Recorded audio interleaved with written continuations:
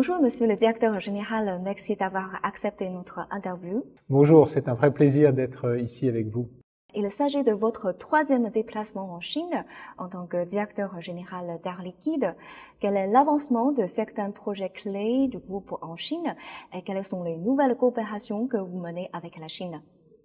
Alors ça fait des années que je viens très régulièrement en Chine, mais c'est vrai que depuis un an, c'est mon troisième voyage et je vois très clairement un certain nombre de projets qui avancent et qui avancent bien, en particulier autour de l'industrie de l'électronique d'une façon générale, de la transition énergétique, des batteries par exemple, mais aussi de façon très importante de la décarbonation de l'industrie.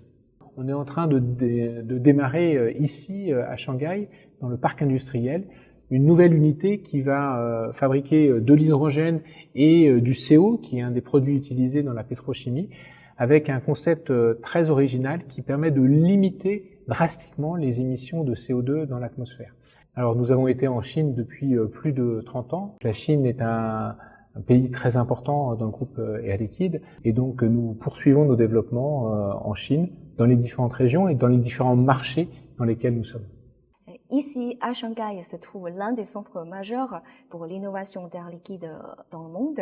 Quelle est votre appréciation de la force novatrice de la Chine? Pourriez-vous citer quelques exemples de réalisation d'Air Liquide en matière de recherche et de développement et d'innovation en Chine ces dernières années?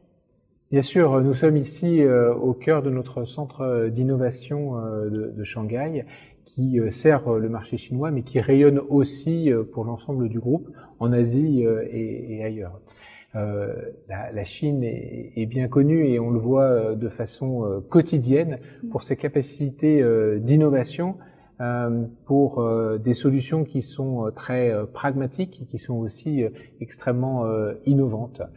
Alors ici, dans ce centre-là, on a beaucoup d'innovations différentes pour nos clients, mais par exemple, je peux citer les travaux récents que l'on fait sur le développement d'applications d'oxygène et d'azote dans la fabrication des batteries pour les véhicules électriques, pour être capable à la fois d'améliorer les rendements, mais aussi la qualité des produits. C'est un centre de recherche où nos clients peuvent aussi venir tester leurs solutions, et puis c'est un centre de recherche qui est ouvert sur l'écosystème d'innovation en Chine, qui est extrêmement fécond, avec des universités, un certain nombre de partenariats qu'on a avec les grandes universités chinoises, mais aussi tout un environnement de start-up qui existe bien sûr ici en Chine.